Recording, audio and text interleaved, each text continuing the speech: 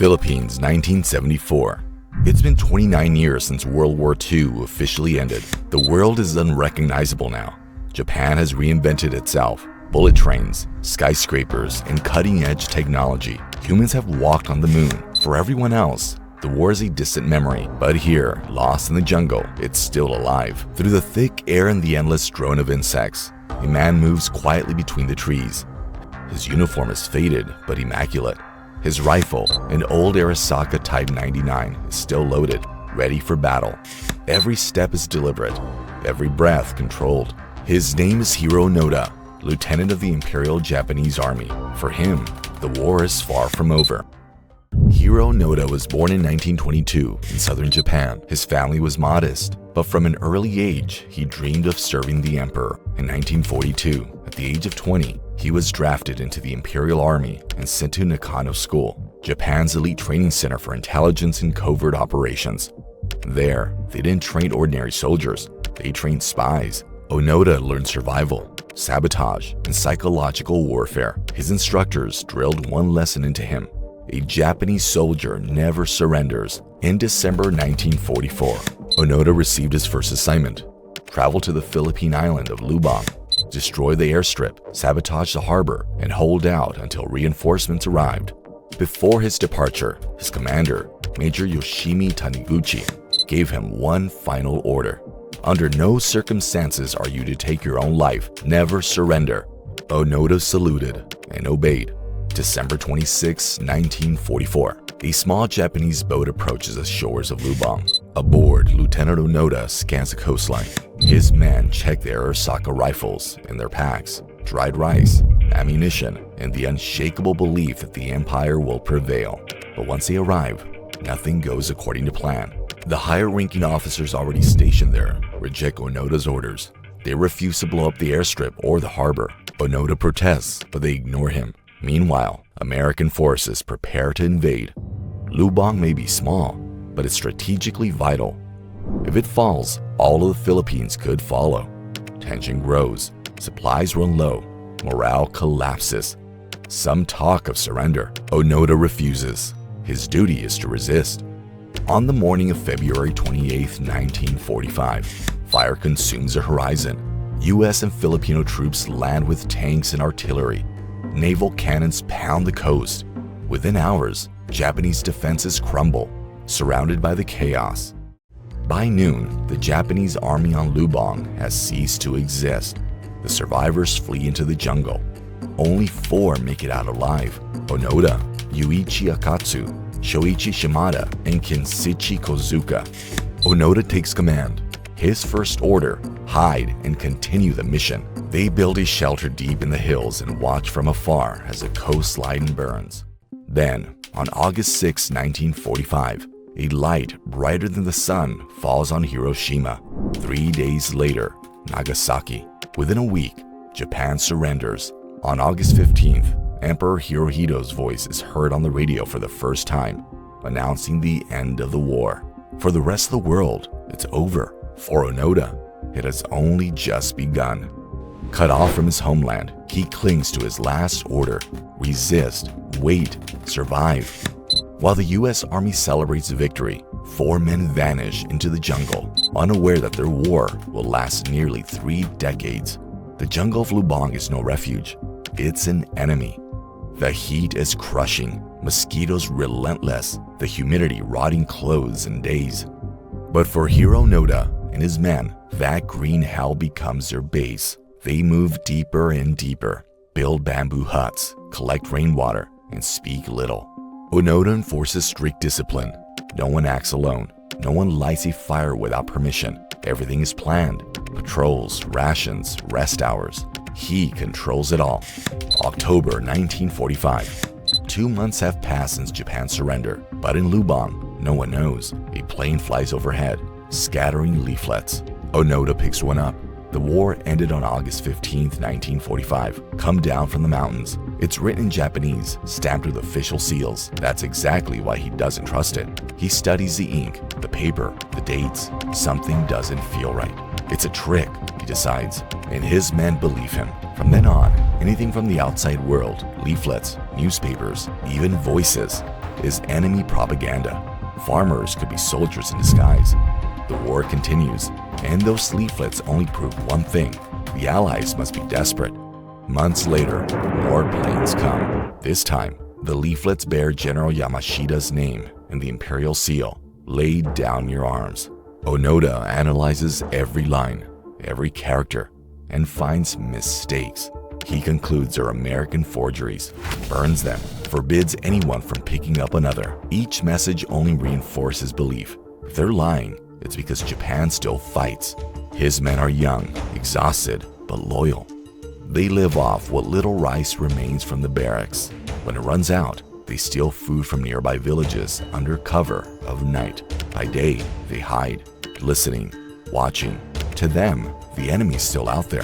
Onoda keeps them together. Japan is still resisting, he insists. The leaflets are lies. One day, our army will return. Over time, the jungle becomes their world. They build new shelters, move often, map escape routes. Onoda records everything. Between 1945 and 1949, they become ghosts, raiding, vanishing, attacking again. Locals whisper about the invisible soldiers. No one dares climb the mountain, for good reason. Life in the jungle follows military order. They rise before dawn, check weapons, hunt, fish, move silently. They roast rice without smoke, sharpen blades, patrol by moonlight. Onoda oversees every detail. They don't just survive, they fight. It's been 5 years since the end of the war. On October 7, 1949, Yuichi Akatsu disappears. He's been acting strange for weeks, distracted, uncertain. Then one morning, he's simply gone. No tracks, no sound, nothing. Onoda fears he's been captured. He orders his men to burn documents, abandon their camp, and move deeper into hiding. Months later, word reaches them. Akatsu surrendered. For Onoda, it's betrayal. If one man falls, they're all at risk. From that day on, no one leaves without permission.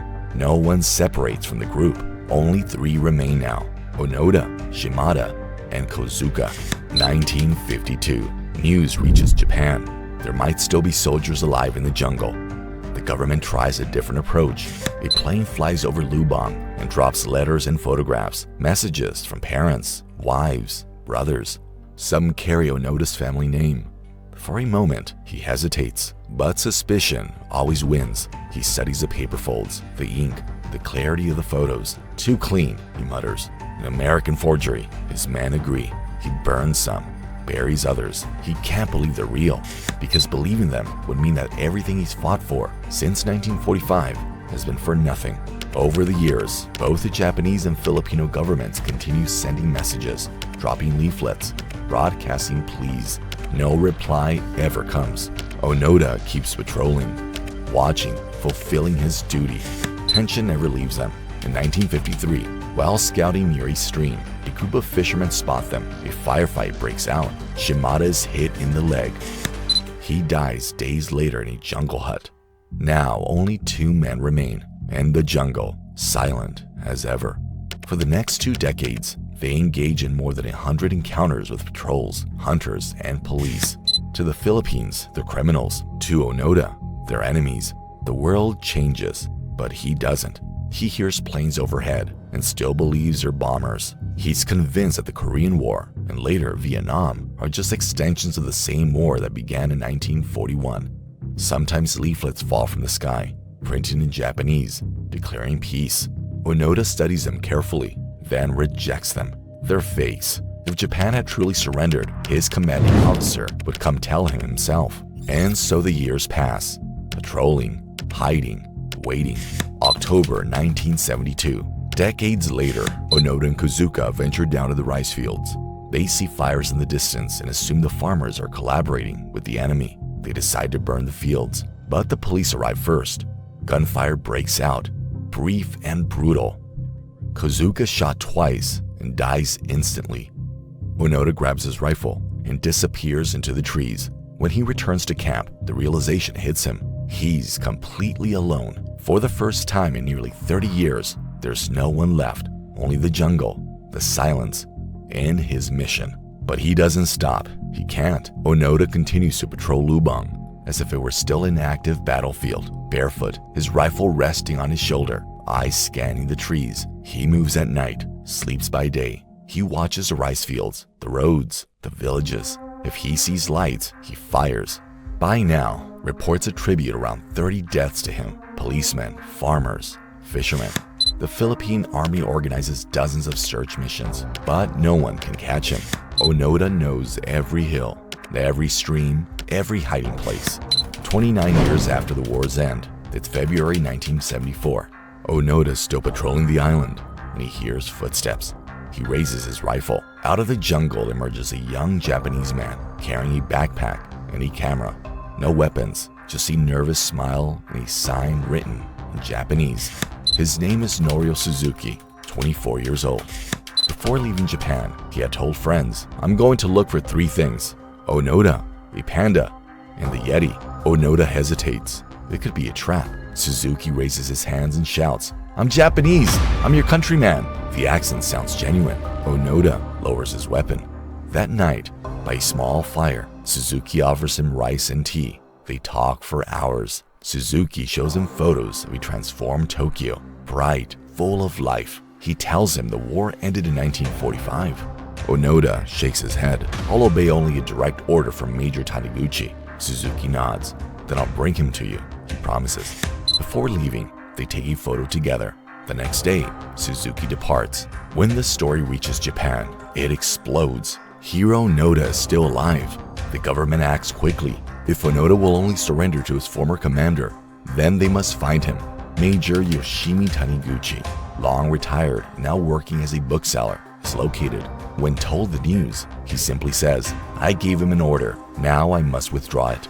On March 9th, 1974, Taniguchi arrives on Lubang. Deep in the jungle, he finally meets his former lieutenant. The old commander delivers his message. All operations are to cease immediately. The troops are to surrender. Onoda listens.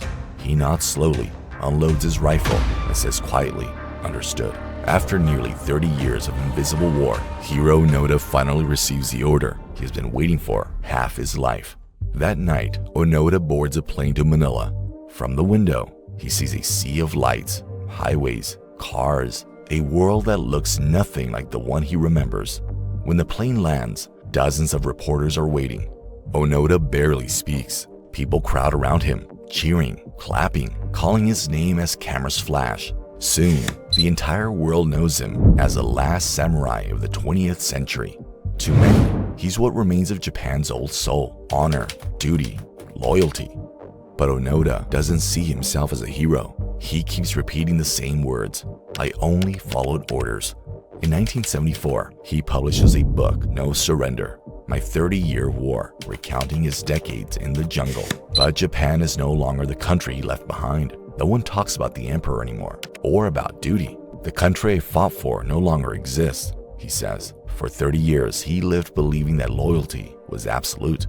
Now he's returned to a nation where that word has lost its meaning. In 1975, he makes a decision to leave. He moves to Brazil, searching for peace, soil, and simplicity. He buys land, raises cattle, and works alongside other Japanese settlers. Years later, he returns to Japan. He opens the Onoda Nature School, where he teaches survival skills, discipline, and respect, values he never abandoned. In 1996, Onoda goes back to Lubang Island. He brings donations and personally apologizes to the locals, many descendants of those who once lived in fear of him. After that, he divides his time between Brazil and Japan. In 2004, he receives the Santos Dumont Medal of Merit in Brazil. And on January 16, 2014, Hiroo Onoda dies in Tokyo at the age of 91. Some see him as a hero, others as a man imprisoned by his own sense of duty. But everyone agrees on one thing: his story could never be repeated. If you enjoyed this story, make sure to subscribe. This is a brand new channel, so your support means everything.